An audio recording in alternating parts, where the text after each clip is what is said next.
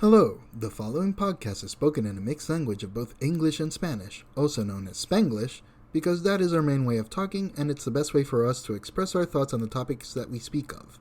Which, by the way, we are in no way any experts on the subjects, despite having the internet in front of us while we record, which you will hear us use on occasion for live fact-checking every once in a while. Most, if not all we talk about, is from general personal experience. Also, we needed a buffer to get past the algorithm censors on certain platforms. Enjoy. This podcast is brought to you in part by yourselves. You found this podcast. I don't know how or where, because we sure as hell haven't told anybody. But hey, here you are listening to it. So again, congratulations. Give yourselves a hand, but just one. Cool. So you got your little stupid wibbly lines back. They're pixelated. My fucking god. Anyways. Man, this thing just really hates their shit. It really does, and I don't know why. Cool. I have a faster, better computer than you. Theoretically, a better internet than you. I'm recording this on a Chromecast, on a Chromebook right now. Fuck you. So literally anything is better than this. Hell, recording on a cell phone will probably be faster. But who gives a fuck? Because this is Bichin Boricuas. Oh my god. Hi. This is our greatest Spoilercast yet. Fucking Guardians of the Galaxy. Volume 3. Volume 3. Great movie. 10 out of 10. Everybody go watch it. Happy-go-lucky motherfuckers. We're hooked on a feeling. I'm sad they did. Well, no, they did play one of the original songs, so I'm still good on that. Okay, no, I'll say spoiler free. I thought it was great. Best movie we've had in a long ass while. Probably since No Way Home. Now that I think about it. Let me put it this way. I looked it up. Mm-hmm. Technicamente, this is phase 5. Did you know we're on MCU phase 5? Because I sure as fuck didn't know. I lost track, dude. I have no idea where we are. So this is better, in my opinion, that Black Widow, Shang-Chi, Eternals, Spider-Man No Way Home, debatable. Doctor Strange, Multiverse of Madness, again, kind of like that movie. Thor, Love and Thunder, kind of like that movie. Wakanda Forever. Mm-hmm. And Ant-Man and the Wasp, Quantumania. And then we get to James Gunn's Guardians of the Galaxy Volume 3. Oh boy, I was not expecting my heart to be punched that hard. Oh, fucking hell. Not fair warning for anybody who hasn't watched this movie. A little bit of some animal cruelty takes place in this movie, and I was not prepared the first time. I wasn't forget animal cruelty. It's like, okay, I'm totally expecting death. I am so ready for this. No matter how prepared you are never ready for this. Period. Any death, you are not ready for it. See, cada vez que tú estás como que, oh, so this is where they kill this character? Fuck, man. That's not okay. No, it's just fucking future roommate is sending me text. It's like, I'm recording, damn it. Anyways, just flip your phone upside down like I do, and it won't make the pickly noises. Anyways, okay, but yeah, no, I did not expect the fucking turns it took, but spoiler free before we fucking dump all of our feelings. I really like this movie. I found it as a great send off for the crew that is the Guardians of the Galaxy, the original crew. Oh, absolutely. This everybody got their moment. Everybody grew up and became better persons, better creatures. Because Groot's not a creature; it's not a person, but he's Groot. There's also Cosmo. Cosmo's a good girl. She's a good dog. Good dog, because we don't know if it's a he or she, but it's a good dog. It's a good dog. No, they say her in a couple. I feel that they say her at least once. Fair enough, but yeah, no. good dog. But it's Yes. like it's our little group of misfits. It's everyone's favorite group of misfits. And I say it was a lot better. A lot better than when was the last time that we saw that they were just like. At least they're not as goofy as the last two Thor movies. It's like they have their moments, but I it's mean, never. this movie is not as goofy as Guardians of the Galaxy 2. Yeah, no, I'll agree. Guardians Like 2 was. they obviamente, like I've one of the criticisms I've heard of the second movie, and I kind of agree, is that they kind of went a little bit overboard with the jokey. Mm, And this is there are jokes. There is a somebody could probably make a good joke per minute counter, but mm, this movie is very much mucho más seria within the mm. It is a dark comedy. Not only that, but they've repaired a lot of the personality that is Peter Quill And y Drax. and Dranks. They fixed a lot of what those two are. Sí, They like Drax fixed. en la segunda película is a fucking idiot en Peter en ay fuck, ¿cuál es este? Endgame. No, Endgame no, Infinity War. He's a fucking idiot. Mm-hmm, Y en esta película es como que, okay, everybody's in a good place. They all realize they fucked up. mm-hmm, And again, everybody has their moments. There's callbacks to the old movies. mm-hmm. The only thing they really didn't mention fue ese ratito que estuvieron con Thor. Nobody that wants to talk about it. Period. Pero There is como, photo of it at the end credits. There's photos of it, but it's like we're not going to talk about it. that wasn't even the Thor movie. Eso fue en Endgame, en Infinity War, Yeah, perdón. you're right. You're That right. wasn't even the Thor movie. But it's like that's the only like visual. It was like, why is Thor here? Ajá, It's like, es oh, Thor con Groot, Teenage Groot. Groot and Rocket. Ajá, Groot and Rocket. Y es como que, okay. Pero But again, Thor Love and Thunder, nope, we're not gonna talk about that movie. It's like, what the fuck, guys? we already did. If you want to see us talk about Thor: Love and Thunder, there. Go back. Go back a couple of Sí. fucking episodes. Pero, Okay, rating. Go ahead, unless you have something ajá, else to lo que say. no te iba a decir es como que precisamente el rating. So, I say like a 9 out of Yeah, 10. yeah. I say a 9. I'm gonna say 8.5 out of 10. I'm still skeptical. I don't want to say it's like the greatest movie because it does have its weird moments, unnecessary moments, but my god, the ending, it's like best. Oh, y la otra cosa también that I do like comparado con otras películas es the scene composition. En esta, like, they actually do make it a point of not doing jump cuts.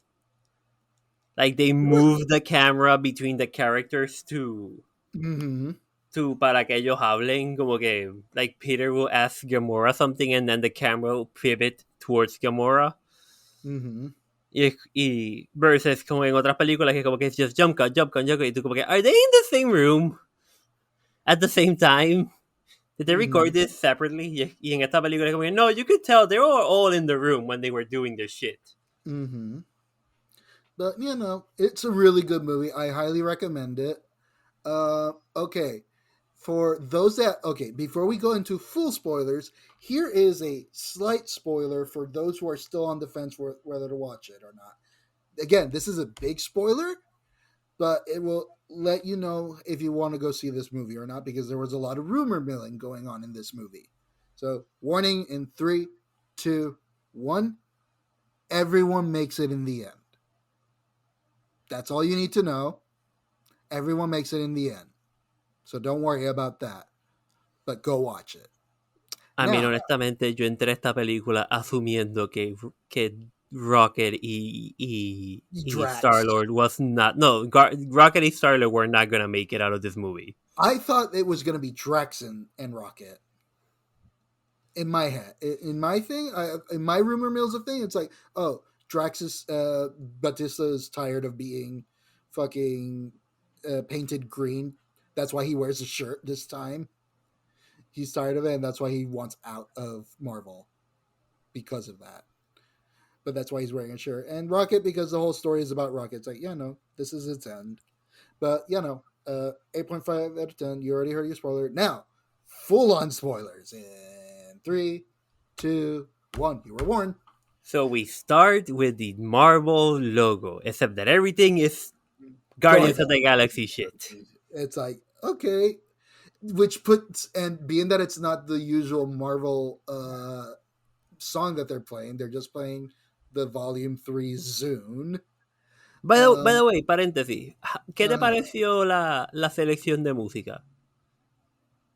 I mean, I only knew like maybe a third of the songs, but I liked it.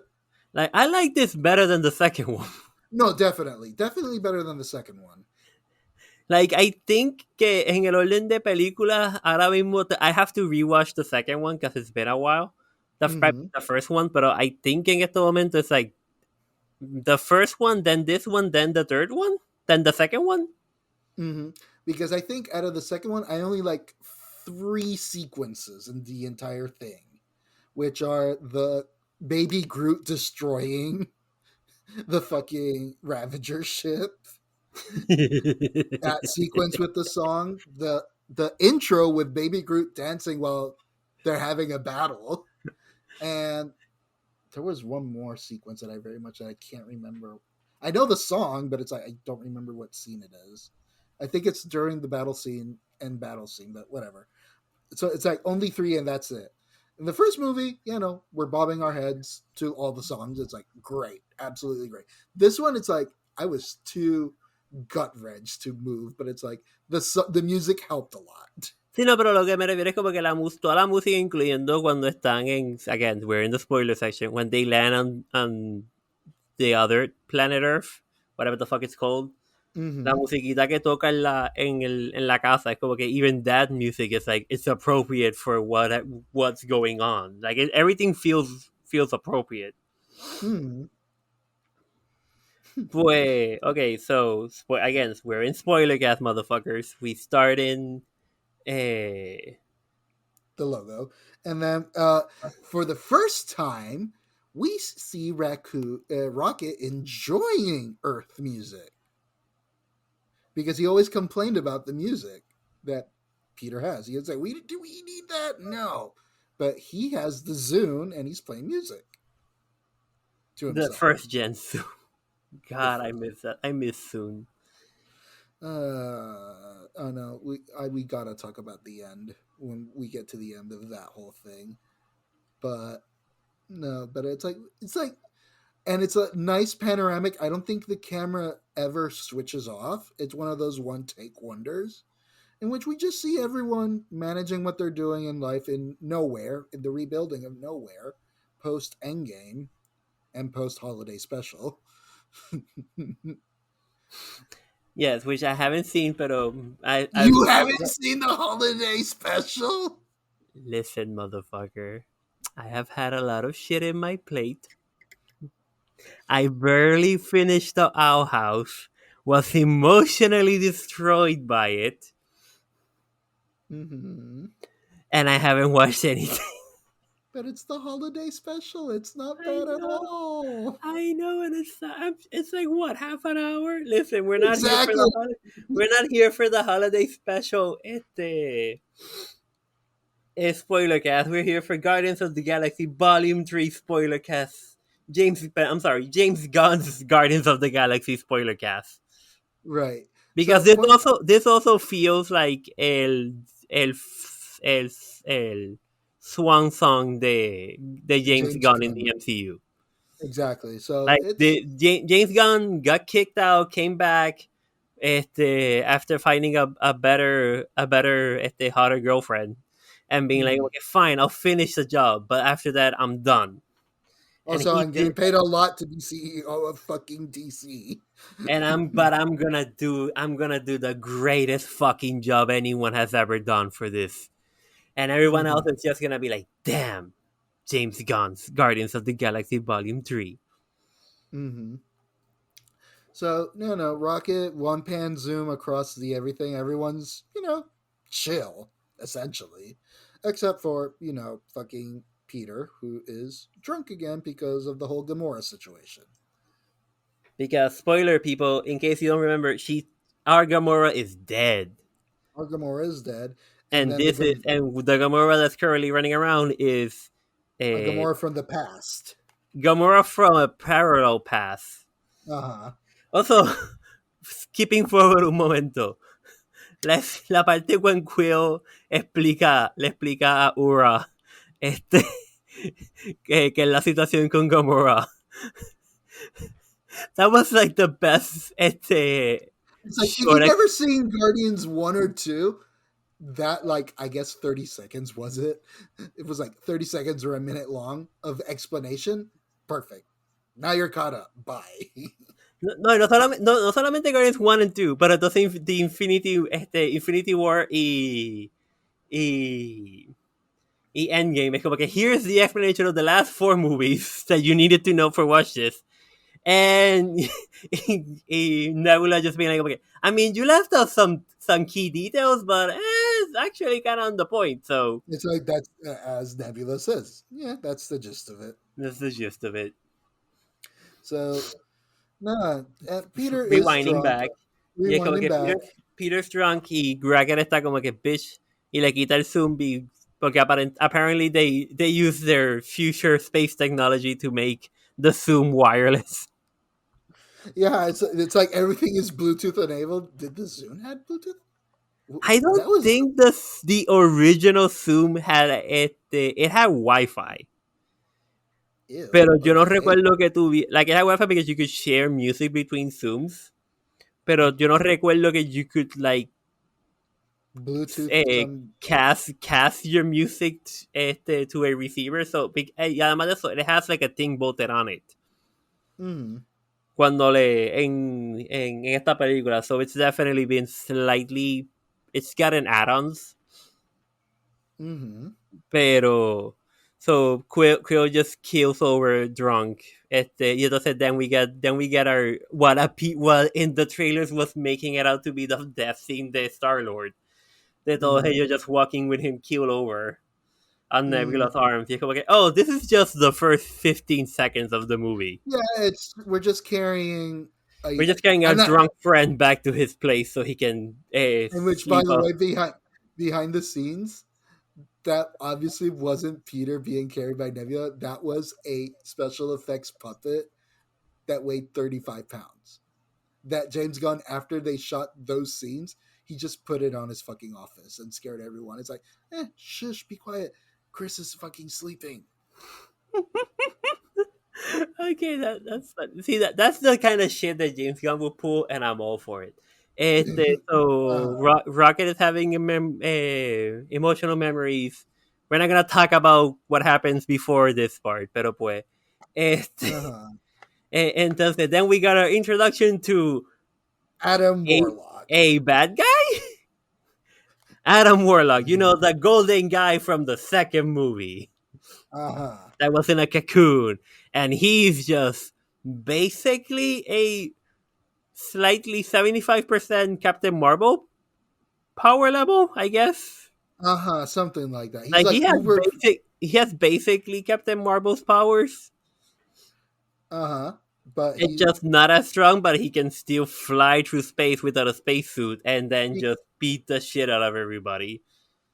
Yeah, no, but it's like he just tackles through nowhere, hitting and mortally wounding Rocket. No, the mortally wounded viene después. I know, but he just tackles through nowhere, first attacking Rocket. Yeah. In which, by the way, was a squirrel. I kept track of what they kept calling him. It was like squirrel, hedgehog, badger. No, look, the part that I love is whenever anyone called him any of those things, he didn't bite back. It was only raccoon. It was only whenever somebody called him a raccoon, he's like, oh, I'm not a raccoon. Even in his deathbed, he's like, I'm not a raccoon. So we end up with a fight inside nowhere saying, hey, we just rebuilt it.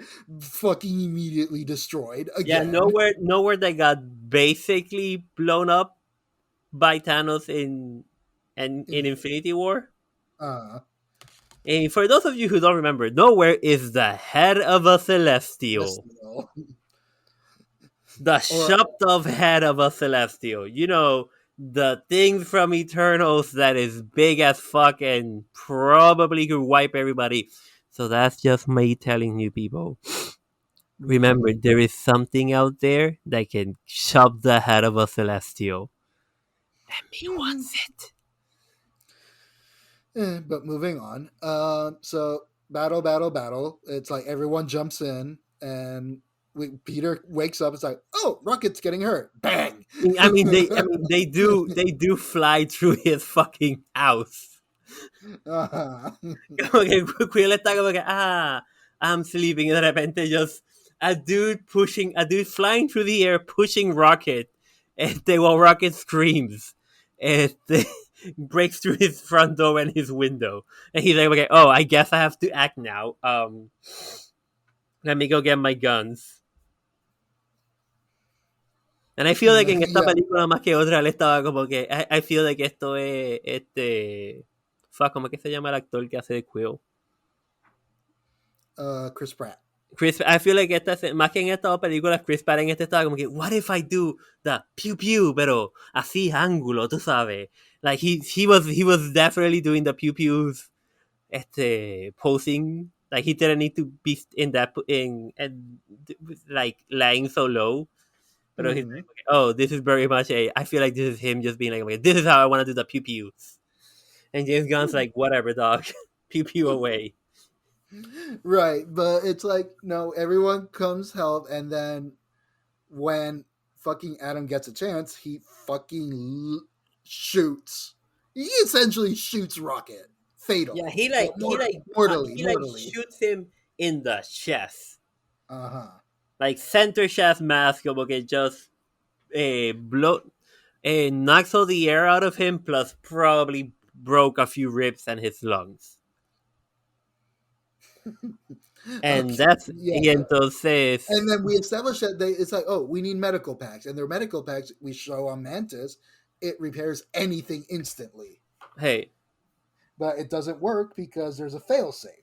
Because Rocket has a little ticking time bomb in his heart that's like stopping it. So they have to tienen que entonces try to do surgery, pero entonces se dan cuenta de que, oh, we can't do the surgery because if we start opening him up, his heart stops. Mm-hmm. So that's the whole problem, the plot of the movie. We need to save Rocket. Because this movie started fast. It's like, okay, nice, calming, soothing, and then punch through a window, battle. Rocket is mortally wounded, and it's like, all right, time to save Rocket. It's like, and we're going. It's like, you guys stay. Cosmo, stay. Cosmo and what's his face? I'm going to look up his name because he does a lot for this movie. Again, even he had his redemption moment. Y es como que, yeah, he came into his own. Right. Kraglin. That's his name. Kraglin. Fraglin? Okay. Kraglin. So Kraglin, it's like, Kraglin, you stay with Cosmo. What started the whole... Oh, yeah, because they were having a moment of using right before the battle started, of he's still training to use Yondu's arrow, and he still sucks at it. And then it's like fucking Cosmo uses telekinesis for the little course, and it's like we start the whole inside joke of bad dog. Yeah, he calls Cosmo a bad dog, and Cosmo and she's saying, "Did it happen in your? Did it happen in your theater that everyone in the audience gasped as well as like, how dare you call Cosmo a bad dog?" La primera vez que la vi, sí, la gente estaba como que... la segunda vez fue como que I didn't notice it, pero también I was kind of high at the moment. Okay. That's a review for that. That's for like our part. That's part of the review at the end of the show. Ajá. Pero no, like hubo un par de escenas en el que todo el cine, just audibly gasped, como que, y uno de ellos fue cuando le dijo Bad Dog, y como que, take it back, y como que, no, it hurts, why does it hurt so much? Y como que, you monster. It's like, you monster, how dare you? Como que I feel like everybody just wanted to get up and go to Cosmo and be like, okay, no, Cosmo. Just give her a hug and be like, you are a good dog. You are a good dog. But moving on, it's like, okay, no, we're leaving. We're going. It's like everyone is simultaneously like getting prepared, finding out, investigating. It's like, this is the Guardians I like. Like they're a crew and they're figuring this out right now. Also, this is also the part where we get a look at the new ship. Oh yeah, the Bowie. I don't know. I like the other one better, but I understand that they had to get rid of the other one. Right, but it's like, it's called the Bowie. Also, no es hasta, de nuevo, fast forwarding, again, no es hasta cuando aterrizan en la Tierra que you really do see just how stupid big the ships are. I know, right? Es como que you always think como que, okay, yeah, like toy. You always think like toy scale, and then you realize, oh no, wait. No. These ships are enormous. O sea, the cockpit alone was probably the size of the Milano. The cockpit alone. I mean, again, fast forwarding even more, again, recuerda que hay una parte más adelante en el que the cockpit separates into smaller ships. Mm-hmm. So the cockpit alone fits at least 4 people in a ship. Y la nave principal es como que gets all of that space, plus hallway, plus medical cargo area, med base, como que esta de las pocas primeras películas en que you really realize just how even a small ship is big as fuck. It's like we upgraded from the Millennium Falcon to the Enterprise on its size. That's pretty much it. Yeah, y no tiene tanto like unnecessary wingspan because the other ship really didn't need that many wings. This thing has unnecessary engine wings that on the back of it that makes it look like the Orville. Yeah, pero también it also makes it I can see like okay, this is for structural integrity because when the ship breaks in space, you see the engines rotate 180 degrees. Oh, okay. And like they como te digo, it doesn't have front thrusters, it just rotates the rear thrusters. Okay. Like again, somebody sat down and actually analyzed like, okay, how would we make a spaceship con este diseño? So like it again makes a lot more sense than the other one. I don't like it visually as much as the other one. Pero I also feel like como que la otra cosa también que me quedé pensando la segunda vez que estaba viendo la película es like, wait a minute, where the fuck is my Lego set for this movie? They already came out. You can buy the Bowie right now. It's a big set. It's a really big set. Wait, they did? Yes, there's a model. They didn't call it the Bowie because it's one of those like pre-movie merchandise. So it's just called the Guardians of the Galaxy ship. Look it up. There is a Lego set and it's big. Okay, the one I'm looking at it's not as big as the original ship's design. No. Right, no, pero la caja, cuando yo lo vi en persona, it's like, he can't be that big. It's a playset. It's a Lego playset. Of course, they're not going to do like actual scale like they did with the Infinity War one. Sí, porque el único Lego set que yo he visto de esta película es la nave que Rocket usa para escaparse, which I don't know why that's the one that they decide to make. But it's like, no, the Bowie is a Lego set. And I'm waiting for people to mod it and make it like actual scale. So it just doesn't look as cool as the actual ship. Moving on. The fuck was that? Things I'm fucking fidgeting with. I mean, cool, I can tell you exactly. It's the wire handle that you use on a fucking Chinese takeout box. Cool, because it sure as fuck sounded loud as fuck. Sorry. Anyway, it's gonna be my problem later. Oh yeah. Anyways, moving on. So everyone is like, all right, Groot is in the armory picking up all the things. So is Mantis. They're all talking over the phone, organizing. Nebula is going through the contacts to figure out where to trace origin of all this, of where to get the coding to Yeah, let. because they found out that a lot of rockets implants have OrgoCorp as their Mhm. manufacturer, so they're like, well, I guess we're going to OrgoCorp, and turns out OrgoCorp is a Celestial's butthole. I mean, that's what it looks like, but it's essentially a giant. What do you call it? A biological computer. It's an orifice. Because of course we're gonna make Orpheus jokes. Because again, James Gunn is also a fucking child, and I love it. So it's like we're going to Orcup, and it's like, all right, Nebula has knows someone that could help, She has a and contact, and they're like, okay, good, get him. No, me encanta como Queer dice, get him. Nebula does not correct him. it's like though because it's like, oh, this should be. It's like I'm not gonna tell him who my contact is, but it's like okay, cool, and I love how casually Peter Quill. It's like a very motivated Peter Quill is something fascinating to watch. Like he's like, I'm motivated. My job is to rescue Rocket. I have a plan, and it's like he just casually, while having a conversation, lowers down the shields or matches the shield so that the ship can go Yeah, he's like through. rewiring the ship's shield para disguise himself para que la nave le deje escapar. He's just doing it while having a conversation con He's Nebula. focused. Con Nebula, no Mantis. con Mantis y Drax. And he's like, como que just chilling about it. Ah, y hablando con Nebula también. Mm-hmm. Because está So hablando on the cons con Nebula. Y he's like, okay, no, everything's fine, dog. We got this. Don't worry about it. And then we get the mhm. reveal that the Ravagers are Yeah, Sylvester Stallone returns. as the lead, as a high-ranking Ravager.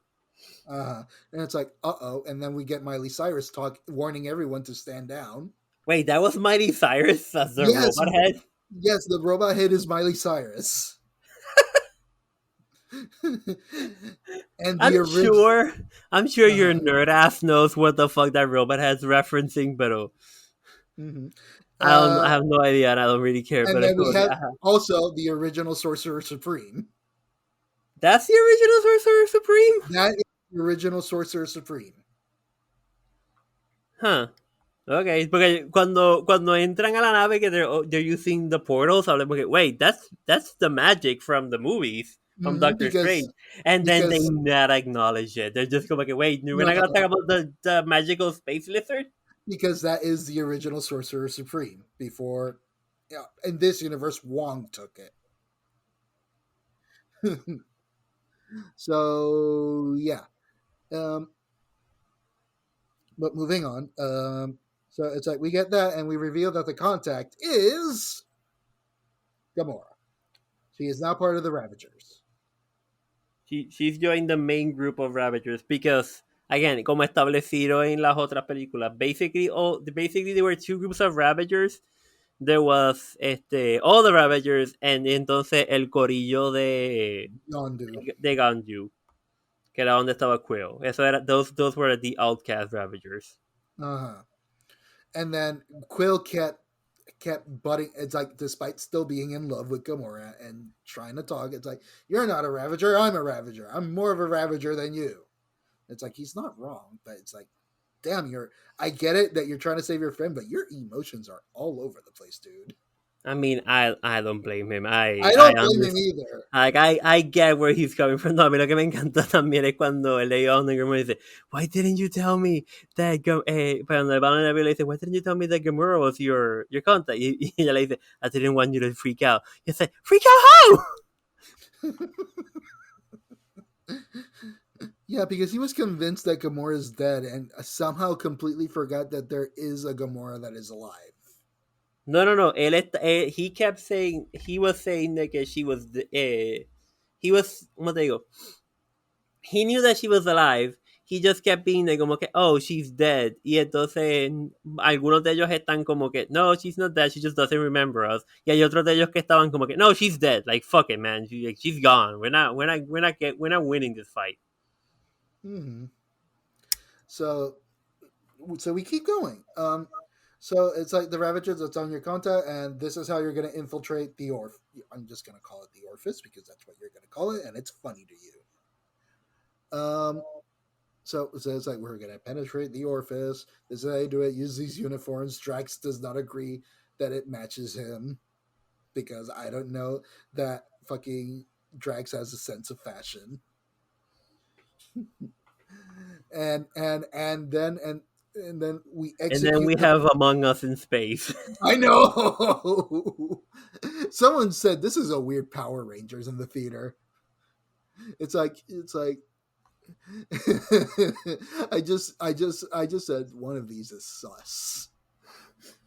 No, a mí lo que me encanta es, again, fast forwarding, cuando they're on the surface y entonces Quill activa el comm. He thinks he activates it, he actually just opens an open line to everybody, and everybody's just quietly listening to him trying to hit up Gamora. Y eventualmente they're like, okay, could you please stop? This is hurting us all. Like this, you are bombing hard, and this hurts. And then the explanation of what the buttons do, and it's like, fucking, why is this so overcomplicated? And I can't imagine the actress who did Mantis trying to do that line from memory, or if she just like one shot, oh, this color does this does that. Yo imagino que le dijeron como que, listen, just come up with whatever you want. We'll take, everyone else will just run it off of you. Y ella como que, okay. Y entonces, Grass como que, no, yellow is for yellow. Really? Like, try it. Hello. Quill just screaming. You're like, why is it so complicated? How am I supposed to know that? You go again. This feels like how space should feel because everyone else in the Guardians Galaxy in space section is como que, yeah, we've grown up with this shit. Quill es el único que es como que, well, he grew up with it, but he wasn't born into it. So some of these things are not intuitive to him because everyone else is like, of course, what other way would they be? Plus, he's probably amongst the smartest out of the entire group. By the way, before we continue, being that we've barely mentioned him, how do you feel about Groot's design in this movie? Like 20... I feel that le dijeron a Vin Diesel, hey, come in, took a bunch of pictures of Vin Diesel and be like, cool, we're gonna make Groot look like you. To me, it looks like it's an actual suit. Hay ocasiones en que he does look like there's somebody inside of him. I do find it funny that que Adam Warlock lo destruye todo el cuerpo but leaves the head intact. So he just slowly regrows himself back. And we see it across the movie in the time frame. It's like, oh, now he's just a bunch of twigs and branches while he's still regrowing. Like, como que he can't do it instantaneously, like it takes him a minute. But I just found it weird. It just looks like a suit. So again, I feel like they modeled it out of after Vin Diesel, right? Like his body type. Could you imagine if that was actually Vin Diesel in the Groot suit? I mean, that would be funny. Now we have to wait for the behind the scenes.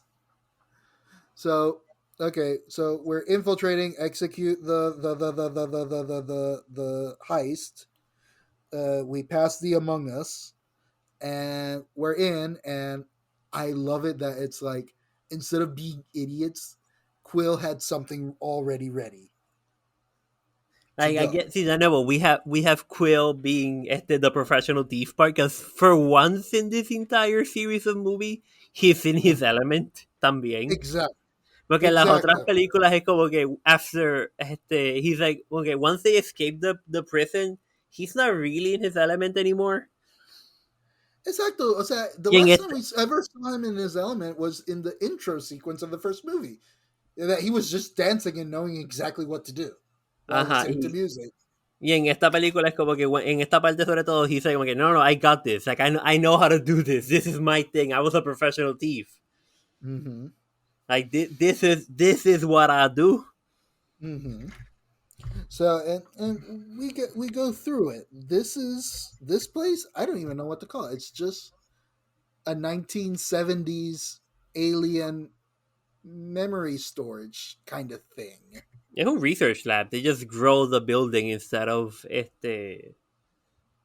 building it. Pero again, it's Yeah, very much como que 1970s aesthetic. aesthetic de Office como que office office aesthetic.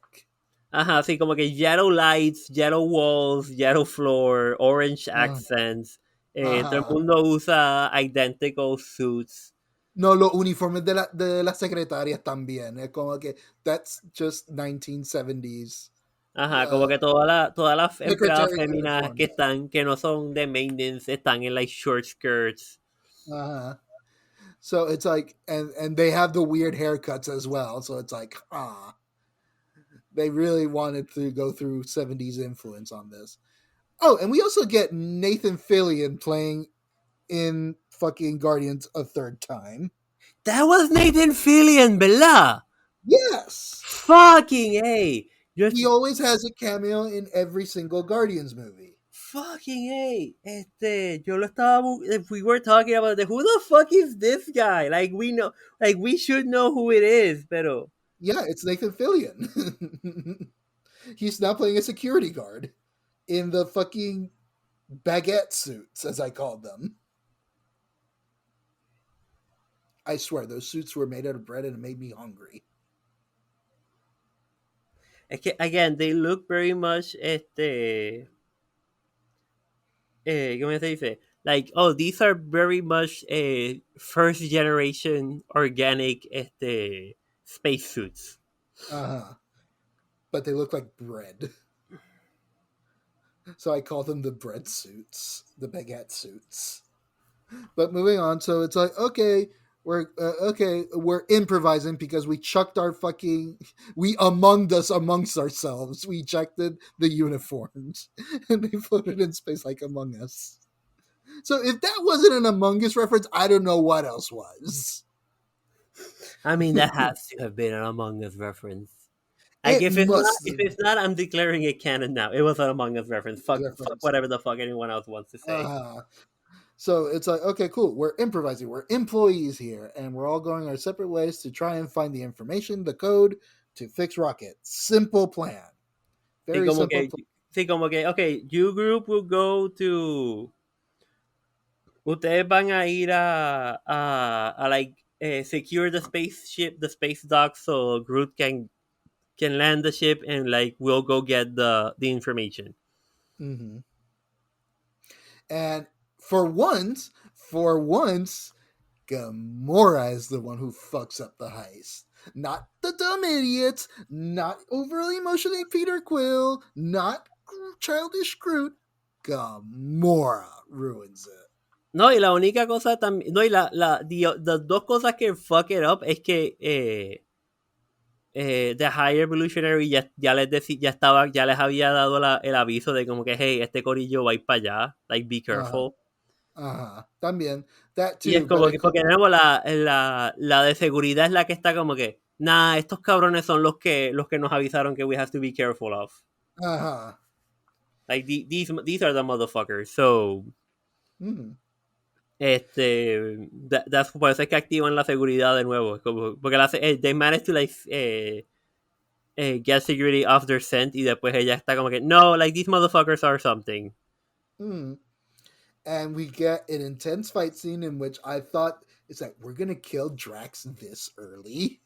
And yeah, no, es como que en esta parte, like this is where we kill Drax. Damn, guys. It's like, jeez. It's like, wow, because Drax gets hurt in this fight. Amazingly. Because Drax never gets hurt, but he does in this fight scene. But, you know, we get through it. We get through with it, and everyone saved. I just love that we get Peter back in his element. It's like trying to convince being suave to this fucking Uda girl. Secretary. Like, como que, hey, listen, let me talk to them. They'll listen to me if I can speak from my heart. Y Gamora just being like, oh my god, no, you fucking idiot. They're not gonna do anything. Oh my god, don't listen to her. Trust me. And then he's like, okay, cool, thank you. Cool. I just turned off all their trusters I needed access to your computer system. to I'm their not that to their much of an system. I'm not that much of an idiot. It's like he's back in his element, and it's like greatest escape. And then we start the inside joke of Groot when he lands the ship. Did that look cool? Because again, they're deep down inside, they're all children, Uh-huh. and all they want to do is eh, ay, ¿cómo te digo? All they want to do is just look cool at each other. Just be like, okay, look at me. I'm cool. Mhm. So, all right. So we start escaping from the orifice, and I'm trying to remember what happens next. So, because it's like, okay, cool. We got the memory bank with supposedly its code. Let's try to implement it, and it's like it was like No, a it's 10 missing some million data. lines of codes missing. Ajá, it's missing some data, algo específicamente. Record dice que fue este tipo, y entonces Quill está como que, wait, I saw that guy. Y es como que, oh, he's one of the high evolutionary. And then they get the thing, they're como, oh, the high evolutionary's coordinates. They're como, oh, weird. This is definitely a trap. And then Quill gets the best line of the movie. It's not a trap if you know that the trap is a trap. It's a face-off. It's a face off. And I'm like, that is the most Quill thing possible. But we're going with it. We're It's going a with trap. it. It's a Y todo el mundo está como, trap. y todo el mundo está como que this is a trap. Because again, it's not a trap. If you know that it's a trap and you're walking into a trap, knowing it's a trap, it's not a trap. It's a face off. Right. And then Gamora also keeps fucking everything up. Yeah, because It's she like, just wants to go back home. She just wants to go back to her shit, and she's like, "Oh my god, no! These motherfuckers refuse to drop me off." mm-hmm. It's like, refuse to drop me off. It's like, take me home, but she contacts directly to the High Evolutionary. No, to the gold people. To the gold people, yeah. And because she thinks she's contacting uno de los Ravagers, but the only one que está within range this other Ravager that stayed behind to pirate some shit that was cargoes that were going in and out of the orifice. Mm-hmm. Y entonces Warlock just kills him instantaneously.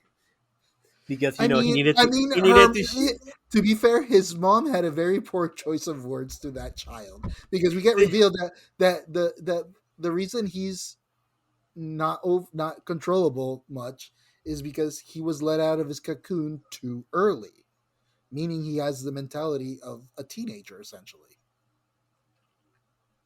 See, And he's doesn't not. know. He wasn't. He didn't fully develop. He didn't finish developing. Y por lo tanto, como que, oh, okay, cool. Yeah, he's cool. Pero emotionally, he hasn't developed. Y por lo que yo recuerdo de los gold people, es como que, oh, I guess they were born already cool-headed. Mm-hmm. So the priestess está como que, oh, okay, I don't really have as much control over this motherfucker. So he blows it up. He kills this motherfucker. Okay, he's like, okay, oh, we needed to show him business, and then he feels bad because his pet está like, okay, oh, daddy's dead. Y es como que, oh, I don't like how this is making me feel. What are these feelings? What is emotions? But What are then these it's like emotions? they set up a trap. Sí, básicamente, como que here is a trap. Y entonces they follow him, pero obviamente they're behind them, so it takes them a minute to catch up. Right, but we know where we're going. We're going to this. We're going to meet the High Evolutionary at his headquarters. Anti-Earth? It was like Whatever. anti-Earth, alt-Earth, some shit like that. Yeah. Hey, So- don't worry. This doesn't last very long in the movie. No. But this is where everything starts going down, like emotionally, because when they open up the memory banks, they discover a lot of footage. Yeah, they find all the footage de todas las cirugías que le hicieron a Rocket, and they're like, okay, oh my god, this is even Nebula está como que this is somehow worse than what Thanos le hizo a ella. Uh-huh. Porque por lo menos ella puede hacer el argumento de como que Thanos was trying to teach me a lesson. like these people are just doing this for shits and giggles. Mm-hmm. Y entonces es que en todo este tiempo we're getting flashbacks de Rocket getting slowly developing and getting operated. And it Yeah, turns no. So it's like we never even talk about it. It's like, okay, um, the whole other side B story about this is Rocket's origin. So we every once in a while we keep getting flashbacks to across this entire thing. We've been telling the Guardians thing, but we get constant flashbacks to thing. So Rocket is an actual raccoon, baby raccoon from Earth, Montana specifically, and and then he gets picked para hacer los experimentos. He starts becoming the Rocket, pero the thing is he starts developing a friendship con otros animales que are also getting experimented on. Floor, Teeth, and Layla. Uh-huh. Which is a otter, a rabbit, and a what the fuck is Uh, Teeth is a walrus. a walrus? Okay. Pero the high evolutionary gets a key instinct in Rocket because de todos los demás, he's the one that for whatever reason develops His own invention. He's the ajá, only no, one that can invent. pero he doesn't know about the invention part. He like está como, oh, de todos los demás, he's the smartest one, and then él le está enseñando like the next evolution, el próximo batch, because Because he Rocket is batch 89. right, because it's like, okay, cool. High evolutionary, what he wants is to make a perfect society through animals With somehow, perfect species. with perfect species. So it's like, as one person commented, he wants to make a whole planet, a whole civilization of furries. Essentially, that is the best way to describe it. I mean, that's what anti-Earth becomes. It's just a civilization of fairies. I swear to God, cuando enseñan la escena del oso panda cortando la grama in a shirt, I We all swear, laughed at I that. swear to fucking God, dude, esa es una escena de un anime, de like one of these gay, bear animes. And I'm like, okay, oh my God, somebody somewhere on the internet just got super turned on by this. No, no, no, no. You know what it is? You know what it is? They contacted DeviantArt and it's like, give us your Sonic OCs now. They go, okay, we want, how do we make anthropomorphized animals? They go, okay, this is not what they would turn out to be, people. You're just making humans They furry safe humans. they safe search DeviantArt. They safe search DeviantArt. Bien cabrón. Pero pues, we get back to Rocket, y Rocket es el único de las especies, de los experimentos que like actually developed curiosity, Invention. in his own inventions y imagination. Todos los Mhm. demás es como que no, they're not really smart because again they're skipping all the los etapas de evolución. They're just becoming instantaneously overnight incredibly smart creatures, Mhm. which is why batch 91 are all children, Mhm. because they need to be children so that they learn. Mhm. Pero pues again, we get Rocket, y entonces that's also the part de que why the high evolutionary wants Rocket, because he's like, no, this is the only motherfucker that turns out that actually knew what the fuck he was doing. Everyone else is a fucking dumbass. So, point being, the high evolutionary tries to show us what his future looks like, and we get a very deformed, aggressive turtle man thing. And it's like Rocket just looks at his fucking machine. It's like, you need to fix this and this and this and this. And it's like, okay, go back to your room. We get our playful memories, and then High Evolutionary, for some reason, goes insane and demands to get Rocket out of his cage. And it's like, I need to show you something. It's like, how do you know this? How did you know this? How do you know this? It's like, Mike, he's gonna kill him. And it's like, because it worked. It's like, wait, what? And we see the furry suits. Yeah, all the creatures are not biting anymore, and he's like, okay, how do you know this? Y como que y entonces Rocket está like, oh, we're finally going to the new colony. Yeah, es que entonces he does a bunch of like, wait, you could figure this out You could But you figure out the couldn't figure complex. out that you're disposable. You didn't figure out that you were just a stepping stone for me. No, like I'm gonna peel your brain out and analyze it. And everyone else is just gonna be dead. And that's when we see Rocket's first invention, the key card, Which the is, I skeleton guess, the skeleton key card. the skeleton keycard that he uses to open his cage and his friend's cage. In the process, so they all get killed, and he rips the face off the high evolutionary. Yeah, but I swear, I haven't heard that kind of quiet and whimpering from the audience since fucking Black Panther 2. Cuando When Lyra realizes that she got shot. when Layla gets shot, and then it's like, okay, we get a firefight. It's like, okay, Rocket uses a gun for the first time. Cool. But we turn around and we see both Teeth and Floor were hit. And they are dead. It's like that's when the whimpering started. Because we were not expecting those characters to die. Like that. It was just sudden and extremely painful.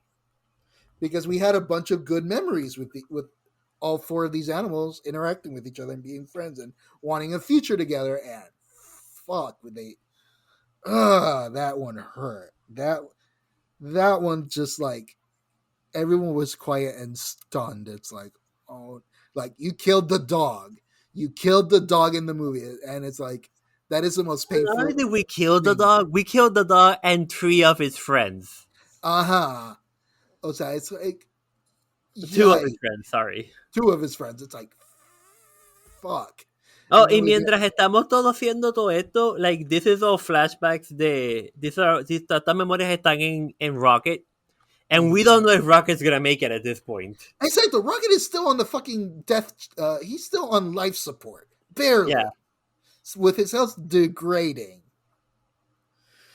So it's like, okay, cool, we're good. So we get to the high evolutionary. So we get that, and we see him escaping the Lego famous baby rocket ship, which is just a front loader kind of. It's a forklift. It's a space forklift. Yeah, it's a space forklift. So we get, entonces llegan a Terra Earth, which really creeps everyone out because it's 1950s, no, 1970s. No, 90s, because there was a Jeep Cherokee there. It was 1980s, 1990s. Okay, tienes razón. Sí, habían un par de Jeepish looking cars. Era como que, pero es suburban, todo está chilling, pero a la misma vez es como que, no, things are fucked up y like society is just, again, esta especie está like in a crash course to the 2000s crash. Pero like there's people living homeless, there's drugs, there's it's like people fighting in the streets, but there are no cops because, why would a perfect society need cops? They had a postal emu. Está bien, pero necesitan correo, pero no policía. Right, and there's like no government because of the high evolutionary is the government, I suppose. So, y entonces pues they eventually get to the high evolutionary. No, you're skipping something very important. What? You're skipping something very important here that I don't think you realize. So we're talking. So they try to communicate with the bat family, literally a family of furry bats. And try to communicate humanoid bats, and try to figure out where is the high evolutionary. And it's like, did nobody see the fucking pyramid? Yeah, I feel like they should have absolutely seen that. You're right. It's like, really, you landed in the middle of a neighborhood, but not next to the giant black and red pyramid that obviously does not belong in 1980s Earth. Right. And then it's like, okay, we're gonna get there. Who does he? Was it Nebula? Who did he say? Groot stay. Gamora. No, Gamora and Rex stay with Rocket. Gamora, Rex, and Mantis stay in the ship. No, Gamora estaba en la nave. She just didn't even leave. I think they completely forgot about Gamora. I feel that they actually forgot that she was still there. Right. because they also had the whole, what was it, the ocean river conversation, because they at many points they keep pointing out everyone's faults in this, and it's like make a lot of character development happens in the middle of all this. But yeah, you're right, it's like we kind of forgot Gamora, because Quill is still hurting over not being able to get through to Gamora to like be back together when that is not your Gamora anymore. So but it's like, okay, cool, we're Mantis, Drax, and Mantis and Drax stay in the ship, watch over Rocket. We're gonna go over to the Red Pyramid. They get in the car. Well, try to get in the car. Nebula doesn't know how to work a fucking the lock system for a Buick. And Weirdly Rex at the Groot. Groot just does it really easily, which is weird. But here's the most important fucking thing. It's like when Peter gives his instructions to Nebula on how to get in the car. It's like, once you have it, it's like, okay, now what? Get in the fucking car. The first open the fucking door. Open the fucking door, or get in the fucking car. I don't remember what it is. Point being, No, él le dice, open the fucking door. So that is the first F-bomb in the entire MCU 20 fucking years later. And they used it amazingly. Thank you, because I can understand Peter's impatient because, hey, Rocket is dying. Get in the fucking car. And you can't open a fucking door. And then it's like, you can't fucking drive a car either, because it's like, I was abducted when I was 9. It's like, okay, you know what? Fair point. Who gave you the clutch, though? Why do you have clutch cars here? So, okay, cool. And then we meet Warpig and Scary Hawk Person. I like Warpig. She seems like fun. But Scary Hawk Person is extremely Scary Hawk Person. Oh yeah, Scary Hawk Person is like, okay, you what the fuck did they do to you, buddy? So cool. So we get to the High Evolutionary. We're in his fucking throne room, essentially, waiting. And it's like, here's a big important part. They scanned Peter for no weapons. They were not allowed weapons, and Nebula had to stay behind because her body is a weapon. So it's like, okay, cool. We made that point. Very made. And it's like, the High Evolutionary is expecting you. And we go to his office, and it's like, immediately, fuck you. Fuck you. Fuck this. Fuck everyone. I need that guy's fucking memory banks. It's like, I would not do that if I were you. Oh, finally, you can see. You can. Oh, you have enough. You have time for us now. Exactly, and I don't remember what it was, but it was like, I'm trying to remember the sequence of events. But another big surprise that everyone was like left heart wrenching. It's like, well, why is this going on and whatnot? Was once the High Evolutionary started taking off from his pyramid ship, which turned out to be a giant fucking cube. And the planet started destroying, and we started seeing all No, you're skipping a part. Ahí es que entonces High Evolutionary empieza a decir como que, I'm just here trying to make perfection, blah, blah, just bring me P1, P113, and what's his face, y whatever. Y entonces Queer, en una de esas Queer le dice como que, listen, the perfect society doesn't, no, Queer le dice como que, listen, I don't have time for another egomaniac explicándome por qué él necesita salvar el universo. I don't care. Entonces le dice, listen, you want to build a perfect society? Perfect society don't have squids selling selling drugs to cockroach headed kids. Y entonces Harry just looks at him very, very sternly y dice, okay, you're right, they don't. And then he's like, okay, that's why I'm starting over. And then the ship takes off and the planet starts exploding. And which it's like, oh god, we need to save these people. It's like, no, there's no saving any of this. Everyone just starts dying, including the Bat family gets like a momentary, like, watch them die in front of you. This is how bad the High Evolutionary is. It was gut wrenching. Everyone went quiet.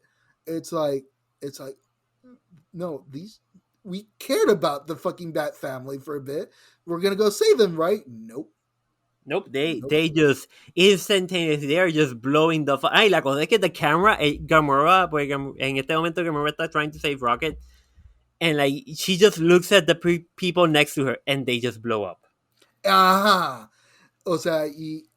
In the middle of all this, fucking Adam Warlock shows up and starts fighting War Pig and instantly kills her. Sí, Warpig está como que, what the hell, we're playing for the same guy. Y ella le dice como que, yeah, no, I need the badge. I think he calls it a badger. Yeah, I need the badger. I need the badger, be a good lad, be a good girl, algo así. Hay un par de ocasiones en que le sale el British del actor. Pero eso fue uno de esos momentos en el que como que, no, like, be a good lad, y dame, just give it to me. And Warpig's like, okay, hell no, and he just ripped her head off. And holds on to that when he realizes that the planet is blowing up, and it's like, my mother, and can't save her mother. Nope. And honestamente, that was one of the few deaths que yo me quedé como, wait, are they going to? Oh my god, they did. I know, I did the same thing. It's like, wait, such a villainous person that we met in the second movie. Oh boy. Okay, this is how we get Adam Warlock as a Guardians of the Galaxy, because the fucking High Evolutionary killed his mother. And now they have the same evil person to fight against. That made sense to me. Of why it needed to happen. Oh, sí, definitivamente. And also, fucking Drax and Mantis abandoned their posts because he got into a fucking bike, which only emphasized the idiocracy of them when Nebula, Mantis, and Drax are stuck together. And that's all part of the character development. So it's like, okay, cool. Planet blows up. Period. Gone. Dead. Bye. And the yeah, like there's no saving this motherfucking planet. Come on, no, these people are dead. Meanwhile, in the throne room, Peter throws a grenade, locks out the High Evolutionary, and it's like, kill them all. And we see that fucking Groot was hiding all the guns under him. Esa escena is like actually fucking fun as fuck, not gonna lie. It is, but it's not as fun as the next fight scene. So it's like, we get that, and then High Evolutionary goes back to his fucking control room, and it's like, the fucking Peter already jumped out with the guy's head so he could get. Yeah, like Peter, they kill everybody except the dude that has the data, and el tipo está like, como que, please spare me. Peter's like, that was premature, motherfucker, and he just grabs him and jumps off the building. High Evolutionary comes, a building that is currently flying into space. And then Groot goes, later. And then Groot just looks. High Evolutionary comes back. Groot abre la puerta. Groot just looks at him and like, nope, I'm out. And then he just jumps out.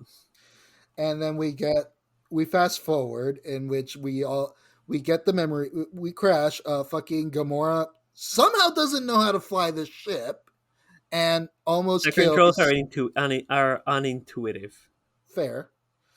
So it's like, she almost kills everyone, but we get the code, and we get one of the saddest fucking scenes in the movie.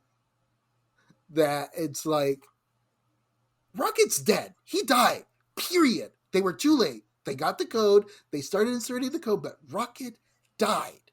It was not working fast enough. And then we're going through him as in like he's in limbo, essentially, greeted by Layla, Floor, and Teef.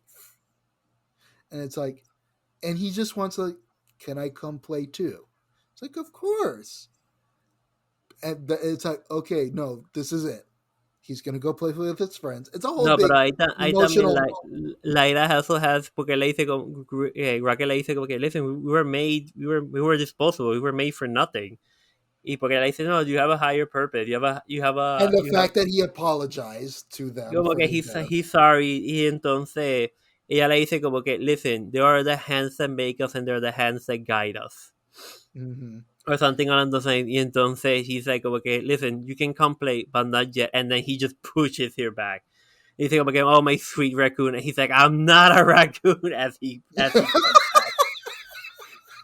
Because even as his dying breath, he's like, no, I am not a raccoon.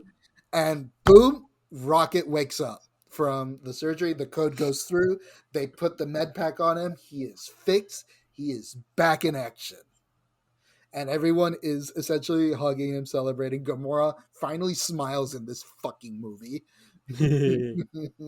And then it's like, okay, cool. Where's Nebula? It's like, because her fucking SOS scan is going on. Sí, él está como que, entonces Peter está como que, I think Nebula's dead. Y es como que, no, like her pin's in the over there, and like she's calling you and say, oh, okay, and then they're like, where are you? You're alive. You're like, of course we're alive. We're here to rescue you. It's like, rescue me, but I'm in the ship. He's like, wait, you're not in the high evolutionary ship. You're not in the evolutionary ship. No, I told you when I said figure it out. Why didn't you go back to the ship? Because some Drax and Mantis didn't go. Because some people didn't listen to their instructions. Right. So so we find out that there are a bunch of kids in this cargo hold. It's like, okay, this is the next step in the high evolutionary plans, and it involves a bunch of children, like humanoid children.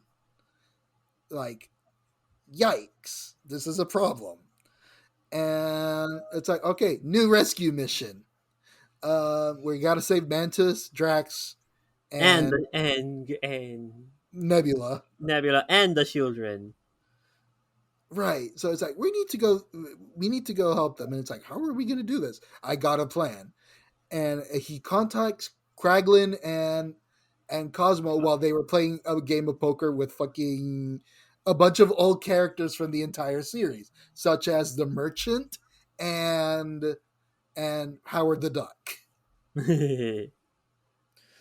And you wouldn't know one of them, but one of them is the musician from the holiday special. Okay, I figured like eventualmente I was like, oh my God, I feel like everybody here has a reason for being here. Exactly. So it's like, cool, and it's like, yo, what's up? Oh, hey, Quill, what's up? By the way, in the middle of this conversation of what are we gonna do, Rocket pipes into the comms link and assures Mantis, Drax, and Nebula that he's alive and well. And Nebula has a moment of weakness, and she's like, "Oh my God, I'm so happy for you're alive," but she doesn't say it. But Mantis lo identifica and says it for him. Mm-hmm. So and then they get captured. But we get Kraglin and Cosmo. It's like we need a favor, and it's like, okay, we'll figure this. Like, what are these idiots are gonna do? What are you gonna do? By the way, everyone is against Kraglin on the poker table to go back on his word about calling Cosmo a bad dog. Yeah, everybody's like, okay, just take it back. Cosmo está como que it still hurts. Yeah, apparently she won't drop the subject. Mm-hmm. So it's like, okay, cool. So we start the rescue mission.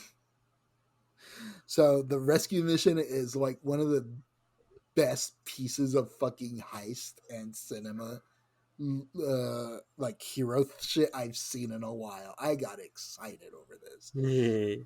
So it's like, okay, cool. The Bowie shows up out of hyperspace in front of the high evolutionary ship. It's like, cool, and it splits. What do the high evolutionary does? He releases it's like, what are you gonna do? And then all of a sudden, Nowhere comes out of hyperspace from behind with a fucking cannon coming out of its eye. Out of one of the eyes, because the other eye is the spaceport. So that's happening. Cannon starts shooting up the high evolutionary ship, and it's like all his employees starts panicking. All the as you should, but high evolutionary is like, I just want my raccoon back. It's like, hey. I want my experiment back so I can dissect it later. It's like, fucking hell. So that starts happening. And it's a big heist, and it's like, okay, we're all reunited. By the way, Nebula, Drax, and Mantis have their moment in prison in which they get on everyone's nerves, and it's like start pointing out everyone's weaknesses and flaws, and then it's like Drax becomes a dad to be able to interact and also knows the language of these fucking children to ask for help because they need to warn the children to stay away from one of the walls that's gonna get blown up. So it's like they have all this moment, and then it's like, all right, high evolutionary goes, kill the bartering, the bartering thing to get the experiment back, and they show up with the Abeloths from the second movie. 3 of them. 3 of them, in which of course Mantis, after their moment together, that's like, okay, cool, I'm gonna go control these Abeloths now. Cool, they're mine now. They're my pets. They're my pets. And then it's like, okay, Quill, because they're under attack from 2 fronts, the High Evolutionary releases the Hellhounds, the hellish experiments, the failures. No, they were they were the defense system for the new colony. Right. In which they're ugly as fuck. They're basically all failed experiments. Ajá, todas las cosas que no funcionaron para el otro es como que we're gonna use these para hacer el defense mechanism. And they release it, and it's like, oh my god, this is where people start dying. Because they get inside nowhere, where a bunch of innocent people are. And it's like, oh crap, they're attacking the ship and destroying it. That we're not gonna, people are gonna die here. And we just got Rocket back, and they already broke his window. It's like, oh crap. And Adam Warlock not being helpful in the middle of all this. No, because he's still very much trying to fight both sides, but I feel like he's just following the last order he got, porque no sabe qué más hacer. Mm-hmm. So, okay, cool. And everyone ends up crashing in the hangar. All right, time to save Mantis, Drax, and Nebula. And then Mantis, Drax, and Nebula go through a fucking wall with the Aboleths, riding them, by the way. No big deal. No big deal. And it's like, okay, cool, let's get the hell out of here. And it's like, no more running. Rocket goes, no more running. Yeah, we're gonna finish this. No, a mí lo que me encanta es esa escena que todo el mundo está como que, yep, let's do it, excepto Quill y Gamora. Y Quill está como que, okay, I guess this is the plan now. Y Gamora está como que, what the fuck?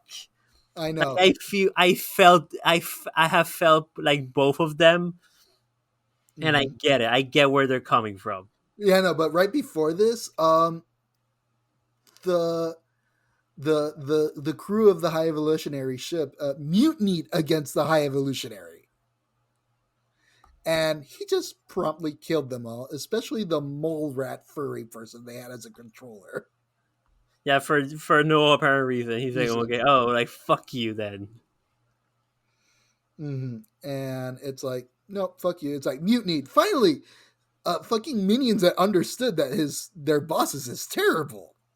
Yeah, they realized, ellos, sobre todo porque había una de los recorders de él que ya en más de una ocasión le había dicho como que, hey, listen, this thing with P-13, with P-13, it's kind of has gotten out of hand. We should absolutely, like, esta es la primera minion que como que, oh, she has self-preservation instinct.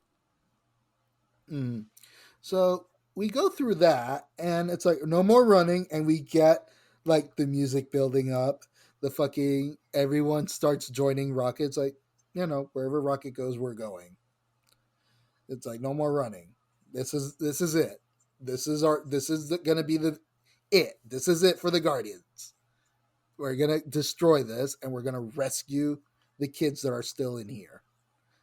And it's like, okay, cool. And the slow pan and the slow walk, and it's like you described, it's like Peter and Gamora, like, I guess we're doing this.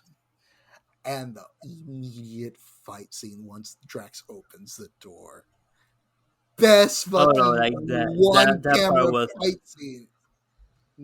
that I didn't realize how much I missed that kind of fight scene hasta que empezó esa escena y yo como que, oh right, I missed this. And it's just glorious cinema that we're seeing. All the Guardians, most of them in their comic book uniforms, doing their thing, working together to fight off evil. And it's like, this is amazing. This is one of the best fighting sequences ever, period. I don't care what anyone says. It's like, if we're sending off the Guardians, this is one hell of a way to do it. Their last fight. But no, even the second fight gets better. It's like, cool, we clear the room. We clear the room. And it's like, okay, start evacuating the kids. Everyone starts evacuating the kids. Cool.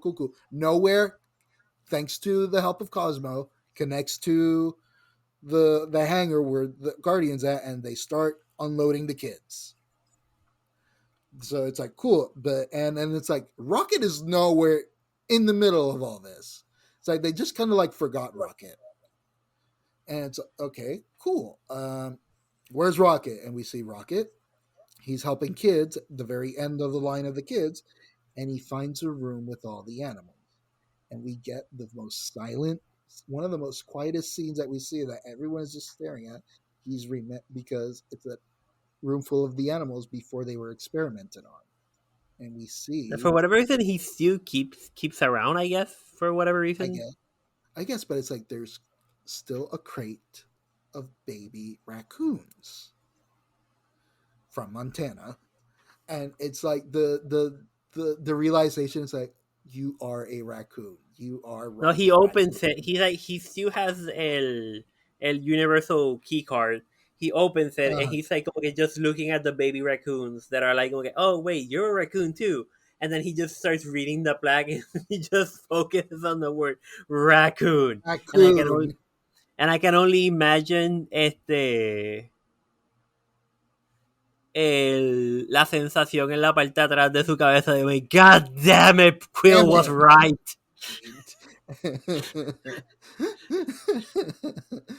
And it's like, all right, time to save the babies. It's like, all right, everyone, pile up. No, like he just grabs all the babies, se los pone en la espalda, and then he's just looking around, like, como que, wait, no, I can't leave, I can't just take the raccoons. How am I gonna take everyone else? Y entonces ahí es que el High Evolutionary just shows up and be like, you! And then he just shakes off the babies.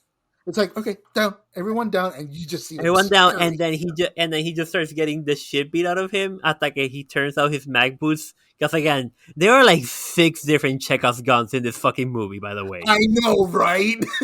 Like they just keep mentioning shit randomly, and you're like, ya lo último ya está como que, wait, is this a Chekhov gun? Because I feel like the movie's almost over. And wait, and there's more.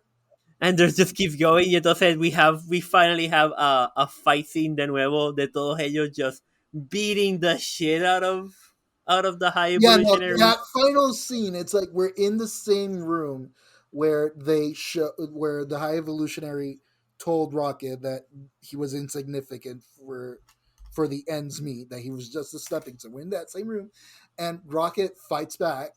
He said, I'm Rocket Raccoon, or my name is Rocket. Es como que, oh, my name is sí, porque he just keeps getting P13 y es como que my name is Rocket Raccoon. And that is like, I think anyone in the audience was like, yeah! And then once he shoots them, and then every single member of the Guardians of the Galaxy gets one hit on him. They just bounce him around like a pinball. Ajá, y entonces Gamora just shows up and just stabs him. Also, by the way, slight pequeña cosa dándole igual en un momento. I don't know if you noticed it. I didn't notice the first time, no noté la segunda vez.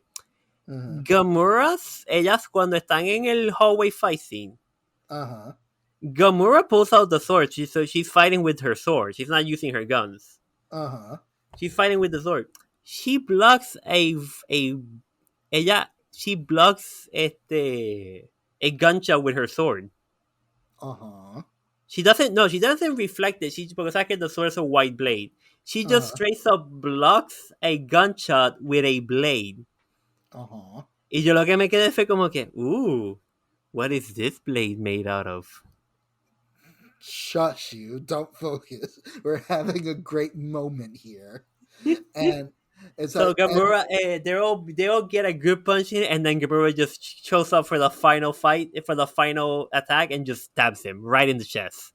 right. And he's lying, and right before he drops her. She drops him. We remove the obvious mask. The mask that he's been wearing this whole time, and it turns out that his face, Rocket just completely ripped his face off, literally speaking. Mm-hmm. Which is technically that happens twice in the movie, by the way.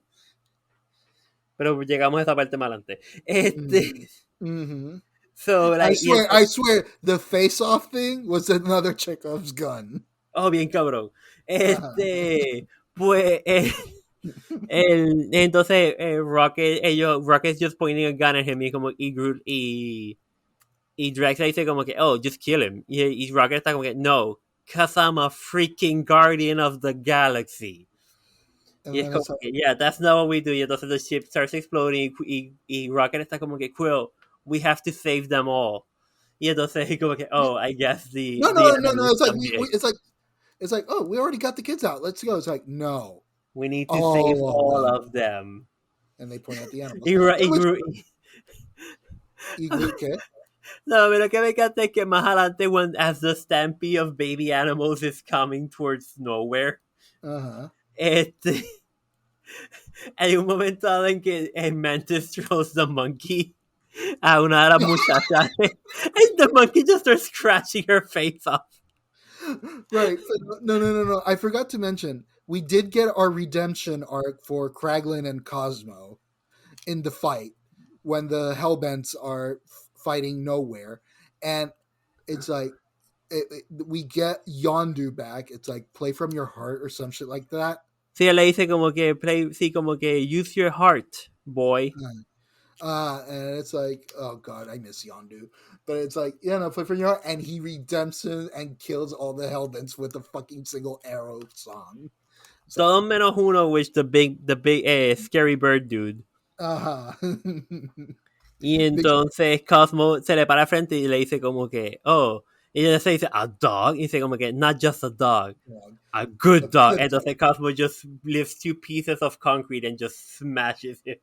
I thought, at least in my audience, everyone celebrated the good dog because it's like, that was like, it's like, yeah. That was the most earned good dog de todo. But anyways, going back to the evacuation, once the animals are finishing boarding, fucking Star-Lord drops the Zune. And he goes back for the Zune. It's like, you fucking dumbass. Why is... And he and it's like he missed his window. The ship is separated from nowhere.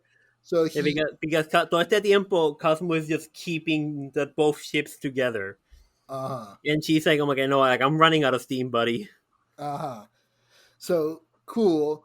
We're doing that, but he goes back, and we see him also back in his Guardian's element, like, not being a doofus. Like, he's quick thinking, very, very smart. He grabs a rope, grabs cable, and finds himself a way to thrust his way in. It's like, okay, cool, this is very smart. He's going to make it. But the debris in the middle of the way slowed him down to a stop, and he pretty much starts dying there. Sí, because porque esto también es como que, again, this is post Guardians of the Galaxy 2. He doesn't have his godlike powers anymore, which is how he survived this the first time. He doesn't have his godlike powers anymore. So it's like, he's human again. And it's like, no, he's dying in the vacuum of space. Again, it's like, we're going through this again.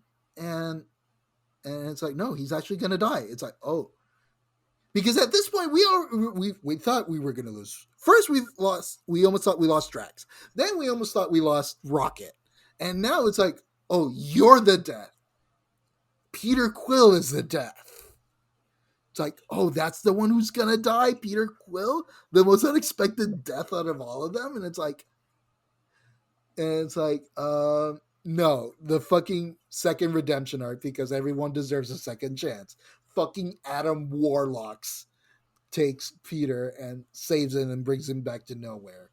And everyone's one big happy family and hugging, including Adam Warlock, with the exception of fucking Gamora. I love how Adam just like very awkwardly se les acerca a la montaña de la gente hugging Quill. Mm-hmm. And he's like como que like very, very awkwardly como que okay, I guess this is how we do this. Y el otro Ravager que estaba con I think the only other Ravager left del crew de Quill. Mm-hmm. Like he's like como que mira para atrás y dice, what the fuck? Who the fuck are you? So we reach the end. It's like everyone's alive. All the Guardians made it, which is like the biggest relief. It's like we did it, and everyone's home.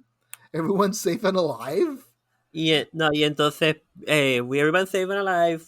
We caught de como que Gamora like doing her quiet goodbye. Groot se le acerca y le dice como que it was nice working with you. Mm-hmm. Ella y Quill finally have their moment de vida como que their talk, and it's their like, talk de como que listen, I'm not the person you think I'm not the person you were, that I think that I'm not the person you think fell I in was. love with. Uh-huh. Fell in love with. Y entonces Quill finalmente está, no, you're right, you're not. You're still pretty good though. Mm-hmm. Y es como que, y entonces ella dice como que, I bet we were fun. Y es como que, oh, we were. Pero los dos están como que no, like Quill finalmente is moving on. Mm-hmm. Gamora y Nebula have their sister moment de y es como que, okay, cool, everything's cool. Gamora se va, y entonces Quill le dice a Nebula como que, no, we need to talk to everybody. Y entonces ahí es que Peter le dice como que, no, I need to stop running, I need to be with me, I need to like start making amends for my shit. That's why I'm leaving, I'm going back to Earth. Y entonces Gamora Mantis le dice como que no, yo también, I've always been doing what everyone else wants me to do, never done what I needed to do, so I'm gonna leave too. Y entonces pues Drax está como que no, I'll come with you. Y entonces Gamora le dice, no, you need to stay here with me, I need you, you were born to be a father, not a Gamora, Nebula. ¿Qué? You said Gamora, Nebula, you mean. Perdón, Nebula está como que no, you were born to be a father, not a destroyer. Uh-huh. Y es como que Nebula está como que no, I'm gonna stay here in nowhere, and I'm gonna rebuild, I'm gonna make it the home I never had. Mm-hmm. Y entonces pues Rocket está como que, wait, so we're breaking up, that's it, the group's over. Y como que we're over, y es como que no, you're the captain now. Y entonces they all do the Ravager. They all salute him. Y entonces the greatest bomb drop en toda la película. Groot just looks at everybody and he just says, I love you guys. In the most Vin Diesel voice I have ever heard him utter. And then lo único que hubiese hecho esa escena mejor, but I feel that his contract está contractually obligated not to say the word, and he just would have looked at everybody and would have just said, familia. Fuck you. And he would have said, we are familia. And see, in Spanish, just drop that. And then we get to the second biggest cry scene for me. The first one was Limbo. Then we get the Dog Day sequence. Sí, porque entonces Peter le deja el zoom a Rocket, and Rocket starts playing Did you Dog read what Day. the note said? Did you read what the note said? Sí, algo de como que I want this back, no me acuerdo qué carajo. I went back for this for you. Okay. He literally died for the Zune just to give it to... Just to make sure that Rocket still can have it. And back. Rocket switches it, like we know it's the end of the movie because...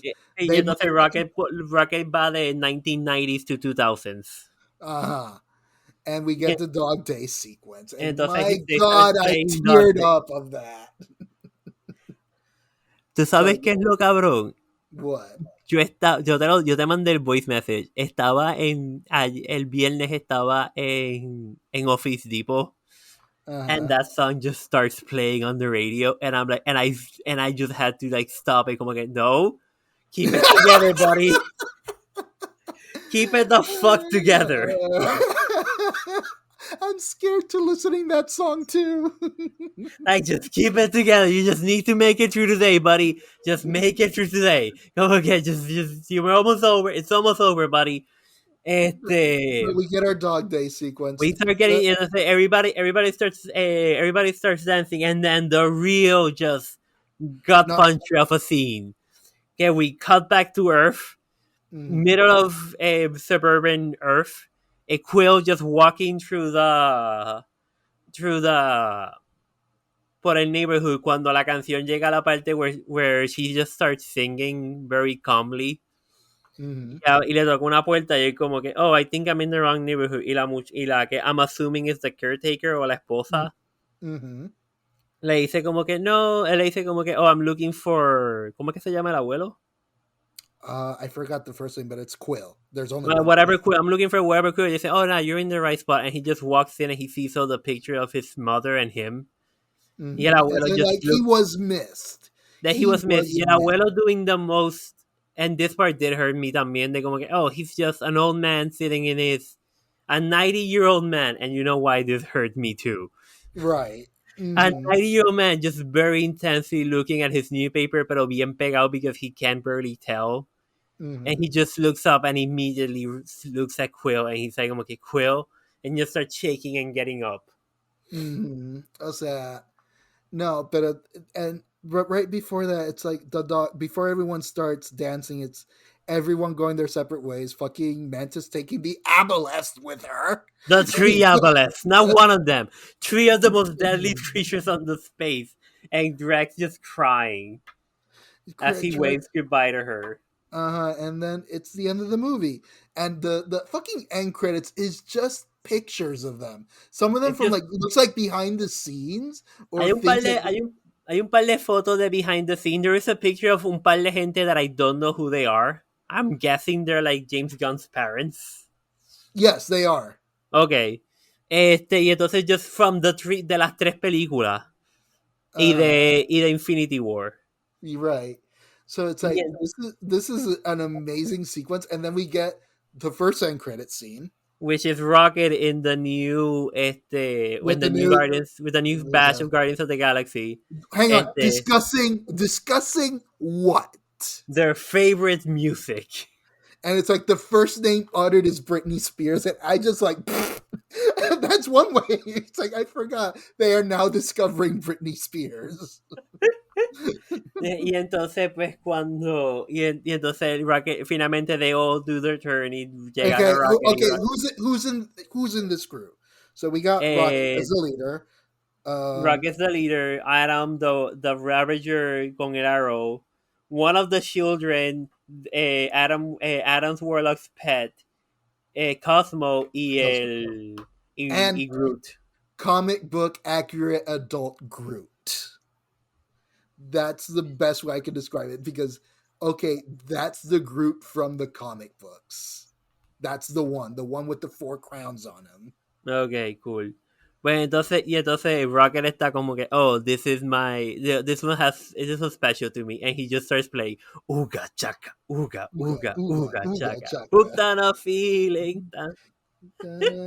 So, and it's an amazing movie. And then what was the end sequence? What did we get? Oh, it's just them talking. No. It's just them just talking. Pero did you read the newspaper? It was about an alien invasion. It was what movie was it? I'm trying to remember. Bueno, yo lo vi como que that could also be considered un hint a. Yo escucho como que yo escuché de que eso es haciendo referencia al Holiday Special. No. Y entonces también la otra cosa que yo escuché fue como que, oh, that could be them hinting at Secret Invasion. Right, that's what I think it is. And they end it with Star-Lord will return. Not the Guardians. Sí, entonces, Star-Lord. y entonces Stardust will return, and that is the part al final that everybody in the movie theater just It's like Star-Lord, but not anyone else. It's like it's not the Guardians, it's Star-Lord. So it's like I'm wondering what they're gonna do with Star-Lord. But overall, amazing movie. Amazing send-off to the crew. So, Y lo próximo que tenemos es Secret Invasion, right? eso va a ser una serie, by the way. Sí, pero es en julio, es lo próximo que viene. Porque después de Marvels. that's in November, dude. But yeah, no, we got Secret Invasion de aquí a allá. Ajá, por eso lo próximo es Secret Invasion and then Marvels. Mm-hmm. Marvels. But again, good movie. Everybody should absolutely go watch it. Sobre todo si te gustó la primera y la segunda. Like this is definitely this is the ending of a great series. Pero antes de irnos, just because I want your reaction live, open the podcast email. Open the podcast. Which one? We have two of them. No, the actual. I don't want to say the actual official podcast email, the one we use for all our accounts. I'm gonna fucking hate you for whatever it is. We have two emails, not the Yahoo one. Okay, gotcha. Where is it? Shit. Right. Never mind. Cool. Fuck, I don't have the password. God damn it. I thought it saved it. You know what? I have it on my phone. Fuck you. It's on my phone. It's on my phone. Shut up. Get me out. Give me.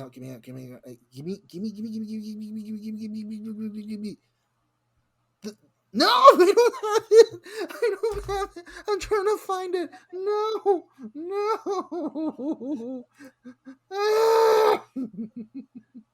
Te lo voy a mandar por Discord for crying out loud. Please save me. Save me. Where are you? Direct messages. Why haven't you sent me anything? Help. I sent it to you. It should be on your Discord.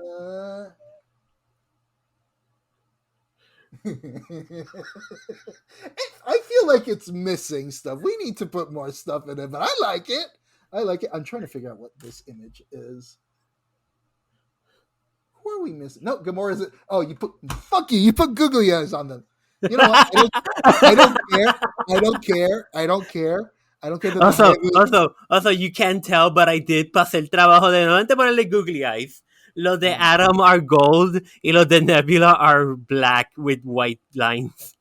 Fuck you. You know what you should do? I don't care that the High Evolutionary is looking down or has his eye closed. Fucking put giant ones on him. I don't care. Do it. But anyways, fuck you. Now I have to edit the very end of this episode. That'll be easier than fucking finding an ambulance for 2 seconds. Cool. But bye. Remember, people, follow, like, and subscribe. Bichin Boricuas at yahoo.com. Whatever. Please share, subscribe, give us a like. You know, the things and giggles, the description in the doobly-doos. Bye. Bye. Hey, everyone. That's the end of the show for today. If you'd like to follow us on social media, you can find us on Twitter and Facebook, which we kind of irregularly use whenever we find it necessary to. We're also on Instagram. If you can find the links to those somewhere down below here, or just go to our website at bichinboricuas.com. Thank you.